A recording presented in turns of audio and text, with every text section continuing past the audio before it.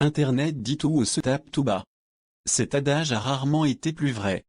L'exécution de 12 personnes au siège de Charlie Hebdo mercredi à Paris n'a pas découragé les pulsions provocatrices de quelques internautes, qui expriment leur satisfaction de voir le journal satirique ainsi décapité.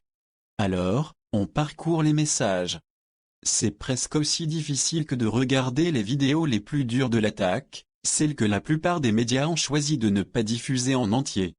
Bien fait pour leur gueule, s'exclame un internaute sur son compte Twitter, alors qu'un autre espère un jour embrasser sur le front les deux soldats d'Allah. Qu'Allah vous récompense, ajoute-t-il. Les musulmans qui pleurent la mort de Charb et compagnie, vous n'êtes que des serpillères, affirme un autre. On vous passe le reste. Oui, mais, nous ne leur ferons pas l'honneur de citer leur pseudonyme. De toute façon, la plupart ont rapidement supprimé leurs tweets ou restreint l'accès à leurs publications. Et quand ce n'est pas le cas, Twitter s'est chargé de suspendre leur profil. Comme le relève le Huffington Post, ces terribles commentaires sont largement surpassés par le nombre de tweets les condamnant.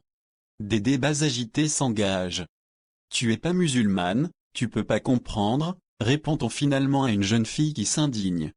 Si les ultras, ceux qui se réjouissent en réserve de l'attentat, sont peu nombreux, on trouve beaucoup plus d'internautes pour écrire oui, mais c'est pas bien ce qu'ils ont fait, mais tu veux quoi? T'as voulu t'attaquer à l'islam, tu assumes maintenant, écrit un abonné. En substance, c'est mal, mais Charlie Hebdo l'avait bien cherché, oubliant cette évidence, quand il s'agit d'une liberté fondamentale comme la liberté d'expression, mais est un mot très dangereux, qui ne peut être employé que par le juge ou le législateur. Pas par un internaute, ni par un terroriste, ni par un journaliste, ni même par un gouvernement. Charlie Hebdo n'est pas illégal, il doit donc exister. N'en déplaise à ses détracteurs. Les mots attribués, à tort, à Voltaire ont rarement été plus justes. Je ne suis pas d'accord avec ce que vous dites, mais je me battrai jusqu'à la mort pour que vous puissiez le dire, dégage. Pas d'amalgame aux côtés de ces messages révoltants figurent des réactions relevant de l'indécence et de la bâtise. Ainsi, en plein direct sur BFM TV mercredi, alors que la journaliste évoquait la prise en charge des victimes, des badauds se sont glissés derrière et l'ont fait, en riant, la quenelle, le geste aux relents antisémites des partisans de Dieudonné. Devant d'autres caméras en direct, quelques idiots ont fait le V de la victoire ou ont simplement profité d'un moment de gloire télévisuelle pour faire une dédicace à leurs proches. Mais les badauds n'ont pas le monopole de l'indécence. Ainsi, la première question posée au président de l'Olympe Nicolas Sarkozy, à sa sortie de l'Élysée après une réunion de crise avec le président François Hollande, n'a pas porté sur l'attentat. Non. Un journaliste lui a demandé s'il était ému de revenir à l'Élysée pour la première fois depuis sa défaite à la présidentielle de 2012. Face à tout cela, des réactions rassurent.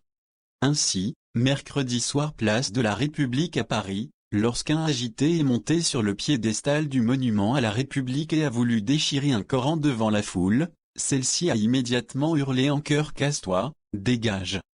Pas d'amalgame. Le point. Déjà endeuillés par la mort de deux collègues, tués lors de l'attentat à Charlie Hebdo, ils ont parfois fait face à des énergumènes peu scrupuleux. Le Progrès rapporte que plusieurs interpellations ont eu lieu alors que des fonctionnaires en patrouille se faisaient alpaguer par des personnes qui se réjouissaient de la mort de 12 personnes. L'une de ces interpellations s'est déroulée à Saint-Priest, le jeune homme de 20 ans criait vive les assassins de la police en riant. À Vaux-en-Velin, un homme de 26 ans imitait le son de la mitrailleuse au passage des forces de l'ordre. La tolérance zéro pour ce genre de fait, apologie d'actes de terrorisme, a été appliquée par les policiers de la région. Lyon-Mag. Tandis que la France pleure une grave atteinte à la liberté d'expression, avec le soutien du monde entier, un homme a suscité la controverse en proposant une grasse récompense aux tueurs, toujours en fuite selon les dernières informations. Yakub Qureshi, homme politique indien qui aurait brigué la direction du parti BSP, Bahujan Samaj Party, a réaffirmé sa volonté de féliciter les auteurs de l'attentat contre la rédaction du journal satirique, qui a fait 12 victimes.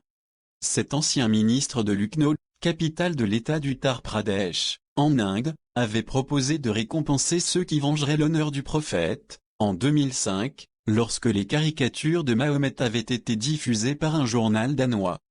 Selon les médias indiens, l'homme a renouvelé sa proposition d'offrir environ 7 millions d'euros, plus de 8 millions de francs, au tireur, mercredi, après la tuerie en plein centre de Paris 20 minutes.